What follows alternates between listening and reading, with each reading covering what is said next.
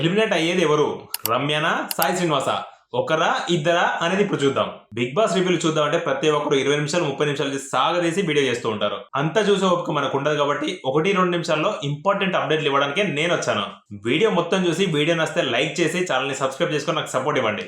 తనూజను పక్క జరిపి ఓటింగ్ లో టాప్ లో ఉన్నాడు కళ్యాణ్. సెకండ్ పొజిషన్ లో తనుజ ఉంది. థర్డ్ పొజిషన్ లో సంజన గారు, ఫోర్త్ పొజిషన్ లో రీతు ఉన్నారు. ఫిఫ్త్ పొజిషన్ లో దివ్య, సిక్స్త్ పొజిషన్ లో రాము రాథోడ్. ఇక డేంజర్ జోన్ లో సెవెంత్ పొజిషన్ లో శ్రీనివాస్ సాయి, లాస్ట్ పొజిషన్ లో అయితే రమ్య ఉంది.